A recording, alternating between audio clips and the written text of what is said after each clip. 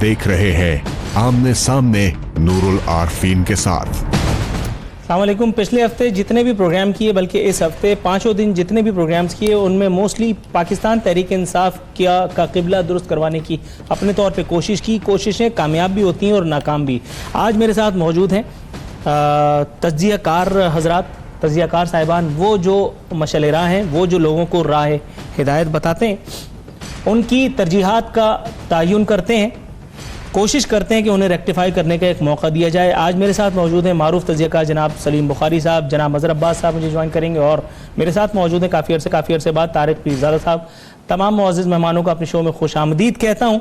आज हम जिन मौज़ूआत पर बात करेंगे वो ये कि हुसूल अहदाफ के लिए PTI के पास तरजीहात की कमी क्यों है।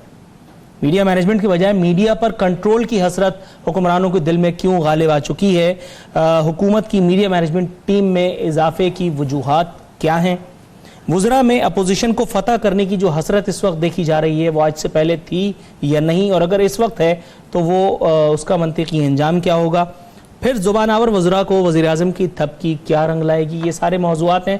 सबसे पहले मैं जाता हूँ अपने मीडिया गुरु सलीम बुखारी साहब के पास। सलीम बुखारी साहब, सर, शो में शिरकत पर आपका शुक्रिया अदा करता हूँ। सबसे पहले सर ये मुझे बताइएगा, ये मुझे ऐसा लग रहा है कि हुकूमत के पास तरजीहात का फुकदान है या वाकई प्रैक्टिकली सूरत-ए-हाल ऐसी ही है। बहुत शुक्रिया आपका नूरुल आरफीन। मुझे हमेशा आपके साथ प्रोग्राम करके बहुत मज़ा आता है, इसलिए कि खुली बातें और सच्ची बातें करने का मौका मिलता है। देखिए, दो तीन चीज़ें हैं जिसकी वजह से तहरीक इंसाफ जो है उसको मुश्किलात का सामना भी है, और वो कहीं टिक के एक जगह पर खड़ी भी नज़र नहीं आती है। वो उसकी वजह ये है कि अब तक का 100 दिन का एजेंडा लेके और बहुत बड़े नारे और दावे करके जो वो तशरीफ़ लाए थे, उन्होंने इस 100 दिन में सिवाय पिछलों का रोना रोने के, और रोना भी वो जो अब पूरी कौम को पिछले 4.5-5 साल से हिफ्ज़ हो चुका है, उसके अलावा उन्होंने किसी एक तरफ तवज्जो या फोकस करने की कोशिश नहीं की, और जिस तरफ फोकस किया है वहाँ बात उनकी कुछ बन के नहीं दी। मिसाल के तौर पे उन्होंने कहा IMF पर लानत भेजते हैं, खुदकुशी कर लेंगे, कशकोल लेके कभी IMF के पास नहीं जाएंगे। पूरी कुव्वतें और पूरी काबिलियत जनाब असद उमर साहब ने IMF के साथ मुज़ाकरात में सर्फ कर दी है, लेकिन अभी भी नतीजा कहीं कोई दूर दूर सामने नहीं है। फिर उसके बाद दो हजरात उठे, उनमें से एक रज़ाक दाऊद साहब थे, दूसरे फिर असद उमर साहब थे, जिन्होंने कहा कि CPAC जो है ये तो हम रिविजिट करेंगे, और दूसरा ये कि इसके साथ जितने मुआहदे भी हुए हैं उनमें से कुछ भी ट्रांसपेरेंट नहीं है। बात यहाँ तक बिगड़ गई कि यहाँ से चीफ अवामी स्टाफ को भेजना पड़ा कि भाई जाके चीन वालों को बताएं कि हमारा ऐसा कुछ मकसद नहीं है। उसके बाद उन्होंने अपने दावों में ये कहा कि गरीब आदमी को रिलीफ देंगे, चूंकि पिछली हुकूमतें तो लूट के खा गई सारी। आते ही हमने बिजली, गैस, पानी जो भी हमारे हाथ आया उसकी कीमतें बढ़ा दी। फिर हमने एक बजट पेश किया, उसके अंदर गरीब की बाकी की ऐसी तैसी कर दी, या हो गई कह लें। उसके बाद अब तक भी 3 महीने गुजर गए हैं, न पार्लियामेंट में कहीं जूं रीग रही है किसी के कान पर, वहीं की वहीं स्टैटिक सूरत हाल है। कमेटियां नहीं बनी हैं, लेजिस्लेशन का मामला सिफर पे मौजूद है। बिल आखिर तंग आके पहले तो कौम को यह यकीन दिलाया गया कि एक बिल्ले को दूध की रखवाली नहीं बिठा सकते, एक भाई को दूसरे भाई का निगरान नहीं बना सकते, और ये तो मर जाएंगे ऐसा नहीं होके देगा। 1.5 महीना डिबेट हुई इसके ऊपर, पार्लियामेंट में भी बाहर भी, तकरीरों में ऐसी यानी शोला अफशानियाँ फरमाई गई हैं जिसका बयान भी अब करना बेकार है। इसके बावजूद बिलाखिर वहीं पर आ गए। वो कहते हैं, एक पंजाबी में मिसाल है, मुड़ चोड़ खोती बोर्ड हेठ, फिर वो बनाना पड़ गया। वो भी आपने देखा, कोई शर्मिंदगी नहीं है। और कंट्राडिक्शन का ये आलम है कि हाउस के अंदर बैठ के इत्तफाक कर लेते हैं कि चलिए जनाब आप बन जाइए PAC के चेयरमैन, और फवाद चौधरी साहब या दीगर जो चंद मिनिस्टर हैं उनकी जरा जबान आप मुलाजा फरमाइए, वो बाहर बैठ के क्या कह रहे हैं। तो क्या ये अंदर की कंट्राडिक्शन है? क्या ये एक पैटर्न है PTI का कि हाउस में कुछ कहेंगे, बाहर कुछ कहेंगे, मौका जब मिलेगा तो कुछ कहेंगे? ये सारा मंजरनामा जब मैं देखता हूँ तो वो तब्दीली का नारा, वो इनकलाब की बात, वो गरीब को रिलीफ देने के वादे, मैं फिर सोचने पे मजबूर हो जाता हूँ कि अब मैं इसको कहूँ तो क्या कहूँ। अगर मैं इनके ऊपर तनकीद करता हूँ तो 1 सेकंड लगाते हैं मेरे भाई मुझे PMLN का तर्जुमान करार देते हुए। अभी उनकी मेहरबानी है, गालियाँ नहीं देते हैं, लेकिन ये कि हम क्या करें, हमारा तो काम आईना दिखाना है, इसी को मीडिया कहते हैं। हम तो रिफ्लेक्टर्स हैं। हाँ, फौरी तौर पर हमें गिनवा दीजिए कि कोई वाकया तो हुआ ही नहीं था, اور میڈیا نے پاس سے گھڑ لیا اور اس کو پھر پروموٹ کرتے رہے. ایسا ہوتا نہیں. تو میرے نزدیک جو صورتحال یہ ہے, اس کا بھی جتنی جلد ادراک کر لے پی ٹی آئی کی لیڈرشپ اور راستے کا تعین کر لے, سمت مقرر کر لے, تبھی وہ کچھ کر پائیں گے. ورنہ اگر جو جمود طاری ہے اسمبلیز پر, چاہے وہ پنجاب اسمبلی ہے, چاہے وہ نیشنل اسمبلی ہے, چاہے وہ سینٹ ہے, تو ہم تو کہیں کے ہیں ہی نہیں.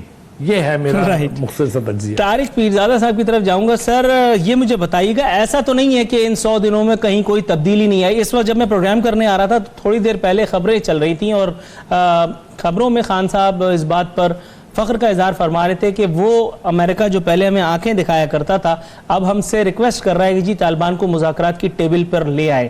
تو ایک میدان میں تو ہم نے کم از کم امریکہ بہادر کو شکست دے دی ہے. پی ٹی آئی کے نامہ اعمال میں کم از کم اس ایک کارنامے کا اضافہ تو ہوا ہے, یا آپ سمجھتے ہیں یہ بھی وقت کا ایک تکا تھا جو لگ گیا؟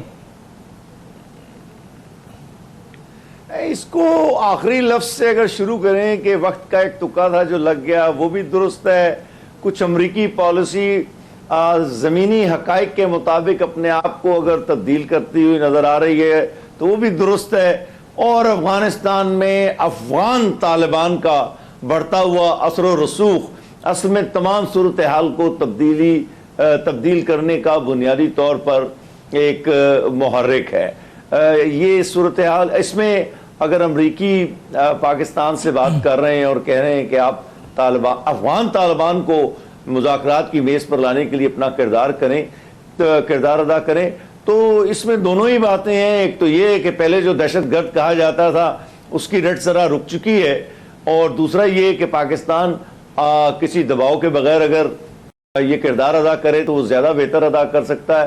کوئی بھی حکومت ہوتی تو اس درخواست کے بعد وہ مدد کرنے کے لیے کوشش کرتی, لیکن میں یہ سمجھتا ہوں کہ ایک بات ضرور ہے کہ ہماری طرح عمران بھی یہ کہتا تو رہا ہے کہ مذاکرات کی میز پر آئیں. یہ جو 20-20 ہزار پاؤنڈ کے بم ہیں جنہیں مدر آف آل بامز کہا گیا تھا چند سال پہلے جو گرائے گئے تھے اوباما, ان کے یہ اس کے جو ٹرمپ کے شروع دور میں, ان کے بغیر ہی معاملات کو حل ہونا ہے, ان سے معاملات خراب ہو سکتے ہیں. تو آپ کی بات کا وہ جواب ہے کہ کسی حد تک اتفاق بھی ہے, کسی حد تک عمران کا مطالبہ بھی تھا, تو دونوں باتیں امریکی پالیسی میں تبدیلی کے ساتھ متحد ہو گئی ہیں. سر لیکن وہ فیس بک پہ اس نوجوان کا احوال تو سب نے دیکھا تھا, آپ نے بھی دیکھا ہوگا. جی سر, سلیم صاحب آپ کچھ کہنا چاہ رہے ہیں؟ میں قطع کلامی کی بہت معافی چاہتا ہوں. طارق صاحب بڑے قابل عزت آدمی ہیں اور ان کے انالیسز اکثر نہیں ہمیشہ ٹھیک ہوتے ہیں, لیکن دو باتیں میں عرض کرنا چاہتا ہوں اس حوالے سے. پہلی بات تو یہ کہ جسے ہم اپنی خوبی سمجھ رہے ہیں یا پی ٹی آئی اس کو بہت بڑی فتح اپنی قرار دیتی ہے, اس کے اندر ان بلٹ امریکہ کا جو کمینہ پن ہے اس کے اوپر کسی کی نظر نہیں ہے. وہ اس ذریعے سے یہ ثابت کر دیتے ہیں کہ ہمارا انفلوئنس طالبان پر ہے, اور اس کے ساتھ ساتھ امپلائڈلی یہ نتیجہ اخذ کر لیتے ہیں کہ افغانستان میں جو کچھ طالبان کر رہے ہیں وہ پاکستان کروا رہا ہے. یہ کہاں کی فتح ہے, یہ کہاں کی اچیومنٹ ہے. اور دوسری بات یہ ہے کہ کون سا انہوں نے منتیں ترلے کر لی, جناب ہماری کچھ نہیں ہے, وہاں سے کبھی درخواست نہیں آتی ہے, وہاں تو فیصلے فرماتے ہیں. اور خاص طور سے جس نوعیت کے جس قسم کے یہ صدر ہیں جو لاحق ہیں پوری امریکی قوم کو, ان سے تو خود کو خیر کی توقع نہیں ہے, یہ ہمارے لیے خیر کا کلمہ کہاں سے پڑھ دیں گے.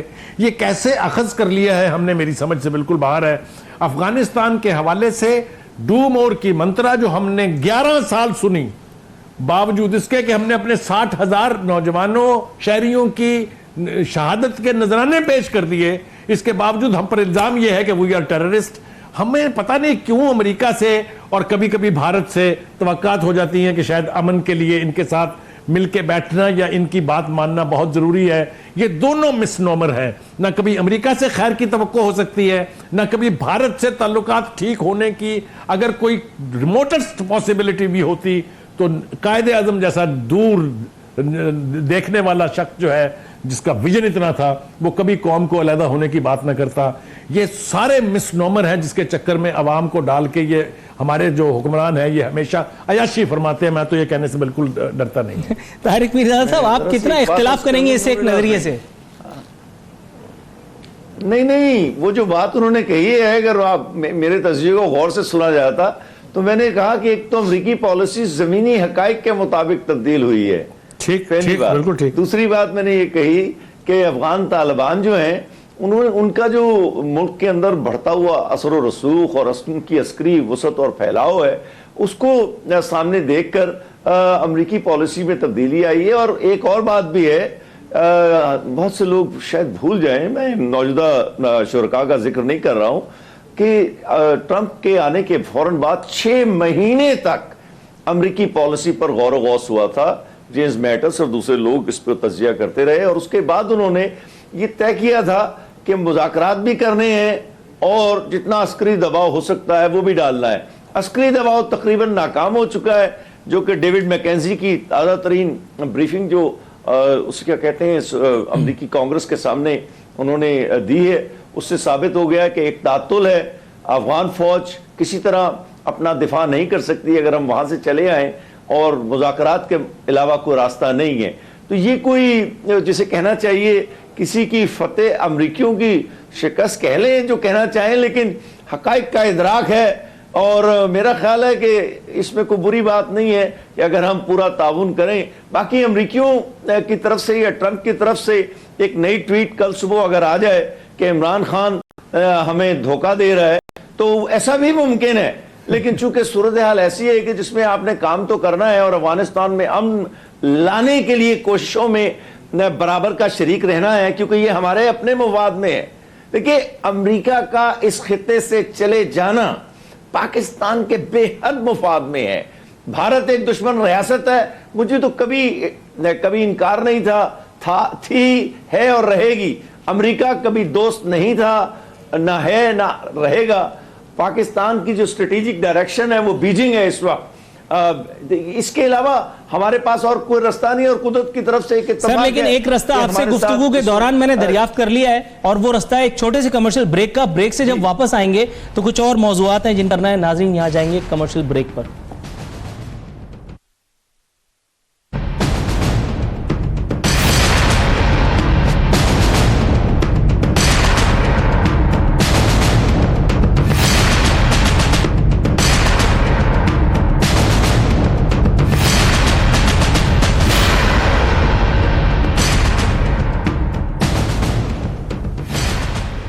ویلکم بیک ناظرین، ہمارے ساتھ موجود ہیں فائنلی مظہر عباس صاحب.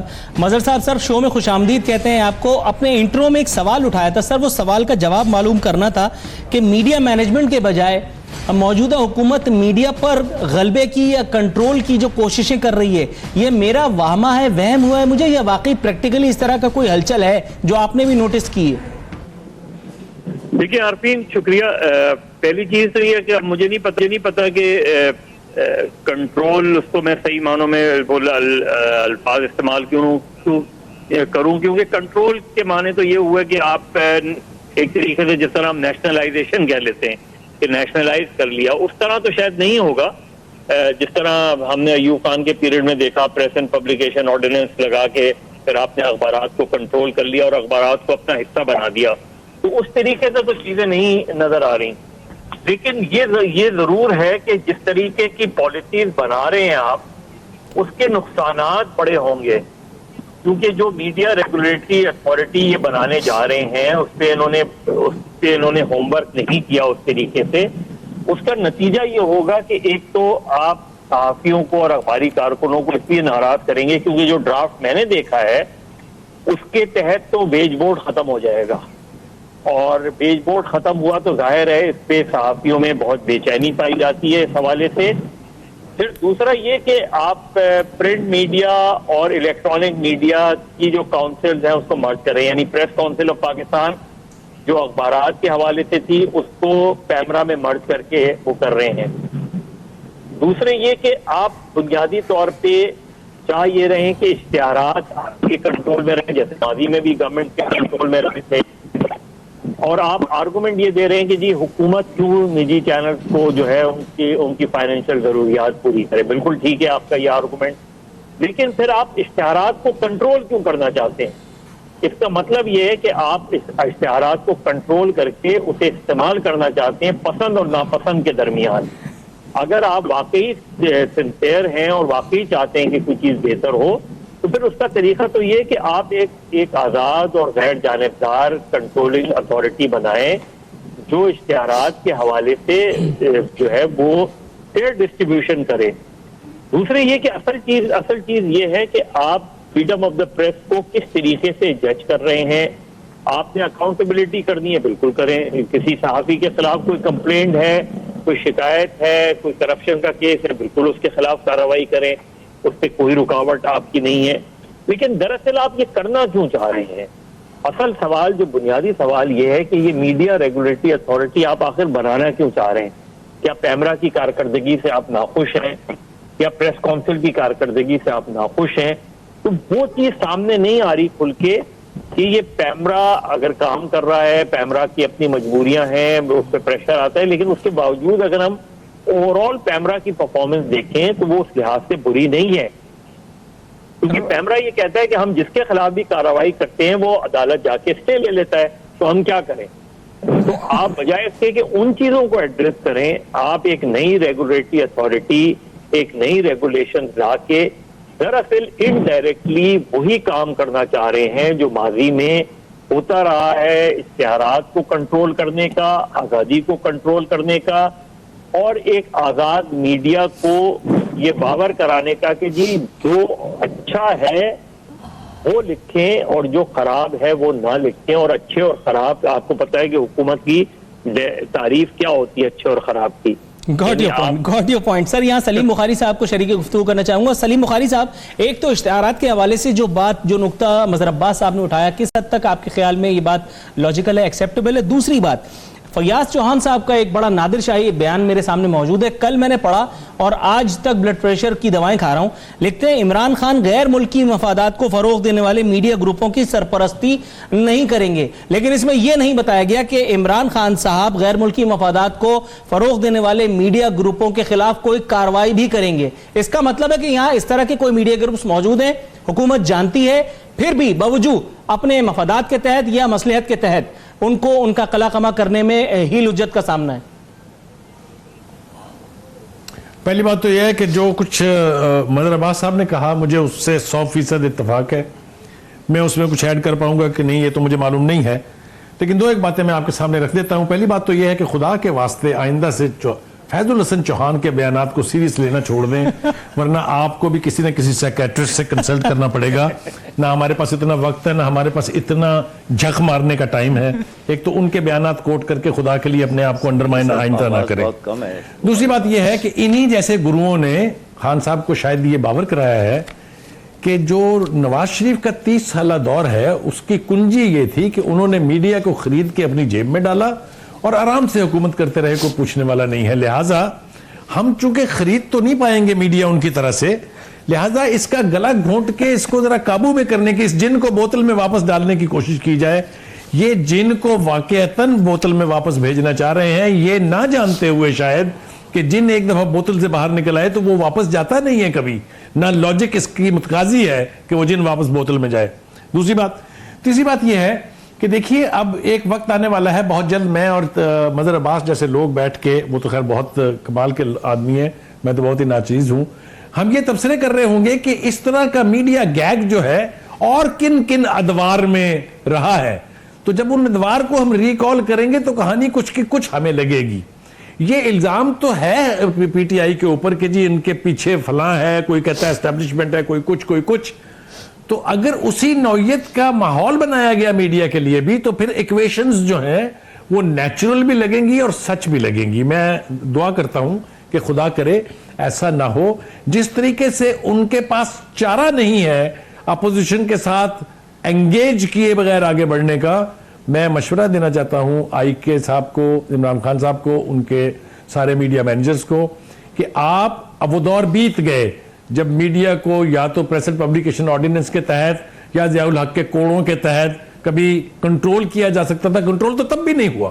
اگر آپ ہسٹری کو ریکال کر کے دیکھیں، جتنا زیادہ پریس کو گیگ کرنے کی کوشش کی اتنی قوت کے ساتھ یہ ابھرا. بڑے بڑے ہمارے جو سینئر لوگ تھے انہوں نے قربانیاں دی ہیں، جس کی وجہ سے آج ہم یہ جو تھوڑی بہت آزادی جو ہے وہ دیکھ رہے ہیں وہ ہمیں میسر ہے. تیسری بات یہ کہ یہ حکمرانوں کو باور کر لینا چاہیے کہ گیگڈ میڈیا یا ٹوٹلی سپورٹو میڈیا نہ ان کی مدد کرے گا، نہ ان کو کہیں لے جائے گا، غرق کر دے گا، بیڑا غرق کروا دے گا. یہ ادراک اگر ان کو نہیں ہوتا ہے تو یہ پی ٹی آئی کی حکومت آج بھی پچھتا رہی ہے. اور آنے والے وقت میں بھی آپ کو پچھتاتی نظر آئے گی. کیٹیگورک آنسر. طارق میرزادہ صاحب سر یہ مجھے بتائیے گا, ابھی حالیہ دنوں میں ہی حکومت کی میڈیا مینجمنٹ کمیٹی میں ٹیم میں ایک گوہر نایاب کا اضافہ بھی ہوا ہے. آپ کے خیال میں فواد چودھری صاحب اللہ انہیں نظر بد سے بچائے, فیاض الحسن چوہان صاحب اللہ انہیں بھی نظر بد سے بچائے, آپ کے خیال میں ایسے انمول رتنوں کے بعد کسی اور جوہر قابل کی ضرورت پی ٹی آئی کو کیوں کر محسوس ہوئی؟ کیونکہ جتنے زبان آور وزراء ہیں ان کو عمران خان صاحب نے تھپک تو دیا اپنے حالیہ اس میں اجلاس میں, جس میں 9 گھنٹے طویل اجلاس کے بعد سب کو ترقی پاس, کسی کو اچھے نمبروں سے پاس اور کسی کو پروموشن عطا ہوئی تھی.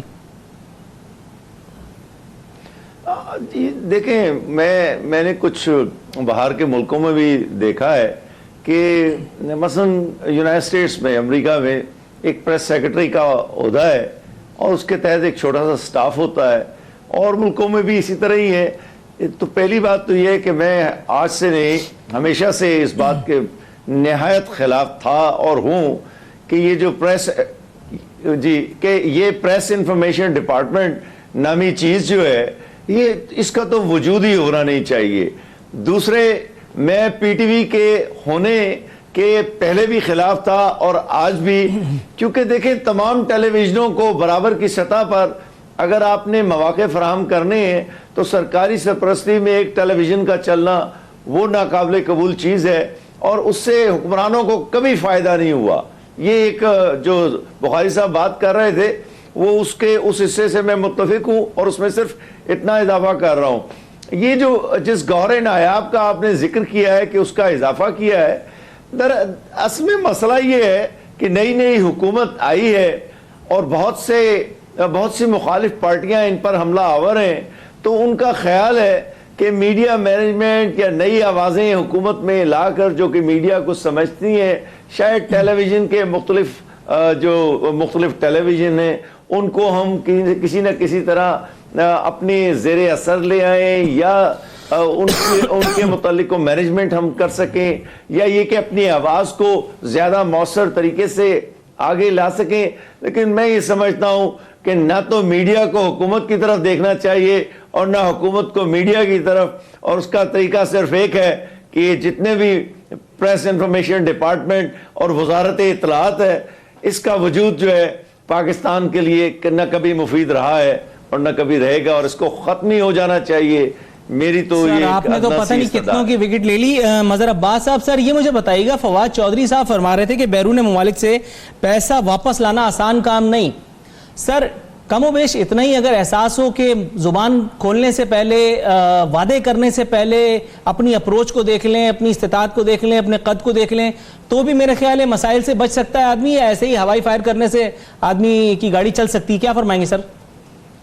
دیکھیے ابھی طارق صاحب نے جو بات کی, میں تو برسے یہ بات کہہ رہا ہوں کہ منسٹری آف انفارمیشن کوئی مجھے اس کی لاجک بتا دے کہ منسٹری آف انفارمیشن کی ضرورت کیا ہے. اور یہ تو میں نے سپریم کورٹ میں جو حامد میر صاحب کا کیس تھا اس میں بھی پارٹی تھا, اور میری پٹیشن میں یہ بات موجود ہے کہ منسٹری آف انفارمیشن کو ایبولش ہو جانا چاہیے, کیونکہ یہ بنائی ہی اس لیے گئی تھی کہ یہ منسٹری آف ڈس انفارمیشن ہے, اور وہ ڈس انفارمیشن پرووائڈ کرتی ہے گورنمنٹ. اصل میں یہ جو منسٹر ہوتے ہیں نا انفارمیشن کے جو بھی ہوں, وہ کیونکہ سب اچھا کہنے والا میڈیا ہم کو اچھا لگتا ہے, سچ کہنے والا میڈیا ہم کو اچھا نہیں لگتا, یہ بنیادی چیز ہے. اور اسی وجہ سے سب کو منسٹری آف انفارمیشن پسند آتی ہے. جب وہ اپوزیشن میں ہوتے ہیں تو سب سے بری منسٹری ان کو یہی لگتی ہے, لیکن جب وہ اقتدار میں آتے ہیں تو سب سے پہلے جو نظر ہوتی ہے وہ منسٹری آف انفارمیشن پہ ہوتی ہے. یہ ہم نے برسے دیکھا ہے. اب جو بھی ہوتا ہے وہ فیس ہوتا ہے, گورنمنٹ کا منسٹر آف انفارمیشن فیس بنا دیا جاتا ہے, وہ چاہے اچھا کہے چاہے برا کہے, سارے اٹیک وہ ہوتے ہیں. اس کو اس میں صرف خوشی ہوتی ہے کہ ہر جگہ اسی کا نام چل رہا ہے, اسی کا نام ڈسکس ہو رہا ہے. کسی کو پتھر مارنا ہوتا ہے تو وہ بھی اسی کو مارتا ہے, کسی کو پھول مارنے ہوتے نچھاور کرنے ہوتے ہیں تو وہ بھی نچھاور کرتا ہے. لیکن اس منسٹری کو قیام پاکستان کے بعد سے جب بھی بنایا گیا, اس نے یا تو سیکرٹ فنڈ کے ذریعے ڈس انفارمیشن پھیلائی ہے, اور یا اس نے مختلف قوانین بنا کر میڈیا کو کنٹرول کیا, اور وہ سلسلہ آج تک چل رہا ہے. گاٹ یور پوائنٹ سر. ناظرین یہاں وقت ایک مختصر سی کمرشل بریک پہ جانے کا. بریک سے واپس اپنے پروگرام کو کسی منطقی انجام تک پہنچانے کی کوشش کریں گے.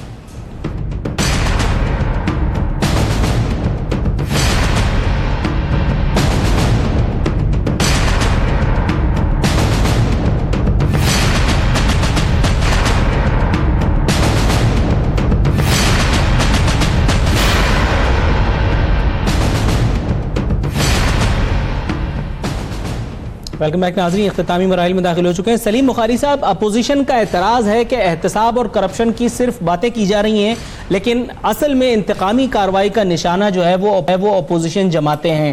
اور اس حوالے سے وہ جو ثبوت، وہ جو توجیہ پیش کرتے ہیں وہ ہے بنی گالہ میں خان صاحب کی رہائش گاہ کی ریگولرائزیشن، اور اس کے بعد تازہ ترین جو کیس آیا ہے وہ ہے اثاثہ جات کیس میں محترمہ علیمہ خان صاحبہ پر جو جرمانہ عائد کیا گیا ہے. سر، آپ کے خیال میں اپوزیشن جماعتوں کا یہ اعتراض کتنا درست یا کتنا فارغ ہے؟ دیکھیے، گزارش یہ ہے کہ اگر آپ میڈیا کے جتنے بھی ٹاک شوز جن کے بارے میں بہت ہر قسم کی بات کہہ دی جاتی ہے ان کو اٹھا کے دیکھ لیں تو 70% سے زیادہ پروگراموں میں لوگوں نے یہ کہا کہ احتساب اس وقت ہی صرف احتساب لگے گا جب یہ اکراس دا بورڈ ہوگا. اگر یہ ٹارگیٹڈ رہے گا، اگر یہ ایک سمت میں فوکس رہے گا، جس طرح اب نظر آتا ہے کہ صوبہ اگر کوئی برا ہے تو وہ پنجاب ہے اور اس کے بعد سندھ ہے، فیملیز اگر کوئی بری ہیں تو یا شریفز کی ہیں یا زرداریز کی ہیں، باقی سب اچھا ہے. اگر یہی تاثر قائم رہے گا تو پھر احتساب کی کریڈیبلٹی ہر گزرتے روز کے ساتھ زیرو ہوتی چلی جائے گی. دیکھیے، میں بار بار یہ کہہ چکا ہوں کہ جب تک آپ اپنے ساتھ بیٹھے ہوئے لوگوں کو، میں کہتا ہوں بھلے نہ ان کی وچ ہنٹنگ کریں لیکن کم از کم ان کو ایکسپوز کریں، ان سے کہیں کہ بھائی اپنے آپ کو کلیئر کر کے آئیں، پھر میری پشت پر بیٹھیے گا. 25 نیبیے تو آپ کو میں گنوا دیتا ہوں جو بیٹھے ہوتے ہیں پیچھے عمران خان صاحب کے، جب وہ کسی بھی کانفرنس سے یا میٹنگ سے خطاب کر رہے ہوتے ہیں. پھر اس کے بعد جو 2 واقعات آپ نے تذکرہ کیا وہ خود اپنی جگہ موجود ہیں.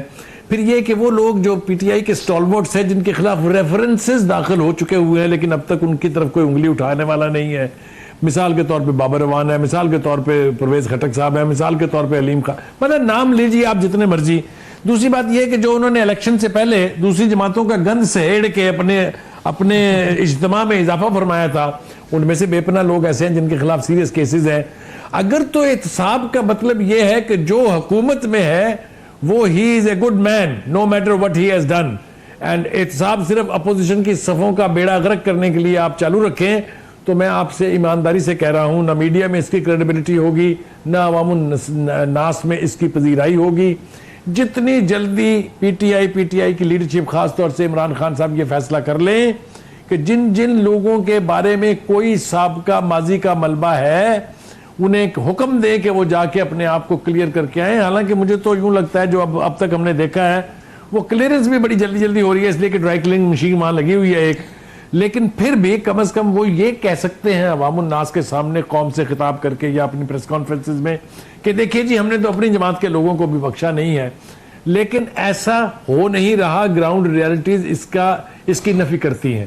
سر، اس سے پہلے کہ میں طارق پیرزادہ صاحب کے پاس جاؤں، قطع کلامی معاف، میں جلدی سے ایک چھوٹا سا سوال آپ سے اور پوچھنا چاہ رہا تھا. سر، یہ فیصل واوڈا صاحب کی دوہری شہریت کا کیس کا کچھ پتہ ہے آپ کو کیا ہوا کہ زلفی بخاری صاحب کے نام کا ECL سے اخراج، جس پر کچھ فرما دیجئے. دیکھیے، گزارش یہ ہے اگر آپ نے شیر علی کی وہ ویڈیو ابھی تک نہیں دیکھی ہے اس کو دیکھ لیجئے گا. وہ اس بلڈنگ کے سامنے کھڑے ہو کے کہہ رہے ہیں کہ جناب یہ واڈا صاحب کی ہے، میں چیلنج کرتا ہوں، اور یہ 4 ملین پاؤنڈ کی ہے ایک، وہ کہتے ہیں اس کے ساتھ کی 6 اور ہیں. اب اگر تو ان بات، اور دوسری بات یہ کہ زلفی بخاری صاحب کا کیس جو ہے وہ آپ کے بالکل سامنے ہے، ان کو وہ وزیر بنا دیا گیا، ایک ایسا عہدہ جو کسی ایسے شخص کے لیے نہیں ہے جو دو ملکوں کی شہریت رکھتا ہو. آپ اس ملک کے MNA MP نہیں بن سکتے، ان کے سروں کے اوپر وزیر بن کے کیسے بیٹھ سکتے ہیں آپ اسی قسم کی بیک گراؤنڈ کو لے کے. اور جو آپ نے کہا واڈا صاحب کا وہ میں نے آپ کو بتا دیا. اگر دوہری شہریت کا معاملہ ہے تو پھر اس کے اوپر بھی قانون اسی طرح سے نافذ ہونا چاہیے جس طرح سے اس کی سپرٹ ہے. اگر آپ سلیکٹیو اکاؤنٹیبلٹی کریں گے، اگر آپ سلیکٹیو وچ ہنٹ کریں گے تو آپ کا یہ سحر اور یہ طلسم زیادہ دیر قائم رہنے والا نہیں ہے. Right sir. طارق پیرزادہ صاحب، سر میں آپ کے پاس آ رہا ہوں جنرل نالج کا ایک سوال لے کر کے. عمران خان صاحب فرماتے ہیں عثمان بزدار ایماندار اور دلیر شخص ہے، پھر فرماتے ہیں مجھے وزیر اعلیٰ پنجاب اور وزیر اعلیٰ KP پر پورا اعتماد ہے. سر، آپ کے خیال میں یہ دونوں اشخاص کی بہادری اور دلیری ان کو کب شکار کرتے ہوئے دیکھ لیا خان صاحب نے، جو ان کے اس قدر دل میں اتر گئے کہ ہر پریس کانفرنس میں ان دونوں کا تذکرہ، ان کو شاباش دینا نہیں بھولتے؟ ایسے کون سے سرخاب کے پر لگے ہوئے ان لوگوں میں جو مجھے اور آپ کو نظر نہیں آ رہے؟ اور اگر نظر نہیں آ رہے تو کوئی ڈاکٹر کا نام وغیرہ بھی بتائی دیجئے. اصل میں دونوں ہی طرف سے ایک عجیب سا رویہ مجھے نظر آ رہا ہے. ایک تو عثمان بزدار اور محمود خان دونوں کے متعلق ایک بڑی ہی منفی رائے میڈیا میں بڑے زور و شور سے چل رہی ہے کہ جیسے دونوں میں کوئی اہلیت نہیں ہے. اس کے ساتھ ساتھ حکومت بضد ہے یہ بات منوانے پر یا کم از کم یہ تاثر دینے پر کہ دونوں بہت دلیر، بہادر، لائق اور شاید نابغہ روزگار کو شخصیات ہیں. تو میرا خیال ہے کہ اس کشمکش اور اس مقابلے بازی میں شریک ہونے کی بجائے ذرا انتظار کر لیتے ہیں کہ یہ دونوں وزرائے اعلیٰ جو ہیں وہ کس کارکردگی کے مالک نظر آئیں گے آنے والے دنوں میں. اس طرح حکومت کو اس پہ نہ تو اپنی توانائی ضائع کرنی چاہیے اور نہ ہی میرا خیال میں میڈیا اور دوسرے لوگوں کو صرف اور اپوزیشن کو اس بات پہ تبصرہ کرنے کے علاوہ کوئی اور کام کرنا چاہیے. میرا خیال کہ صرف انہی پر توجہ دے رہے ہیں، حالانکہ اصل بات جو یہ ہے اس ملک کی وفاقی حکومت ہی کا نے پالیسی سیٹ کرنی ہے اور اسی کی روشنی میں 3 صوبوں میں جہاں ان کی مخلوط یا براہ راست سر آپ کی بات کاٹنے کی گستاخی کر رہا ہوں سر، مجھے معاف فرمائیے گا، لیکن آپ نے کہا کہ کچھ دن دیکھ لیتے ہیں. سر 100 دن تو ہو گئے، اب کیا جان لیں گے؟ دوسری بات یہ کہ وہ بڑے بوڑھوں سے سنا تھا کہ پوت کے پاؤں پالنے میں نظر آ جاتے ہیں. 100 دن میں تو بچہ کافی حد تک بڑا ہو جاتا ہے. آپ کو پتہ چل جاتا ہے کہ لڑکا ہے ہی میں یا شی میں یا 5 انگلیاں گھی میں. بات دلچسپ ہے آپ کی اور محاورے کی حد تک تو بہت ہی دلچسپ ہے، لیکن یہ سیاست کے خارزار میں 2 3 4 مہینے بہت زیادہ معنویت کے مالک نہیں ہوتے.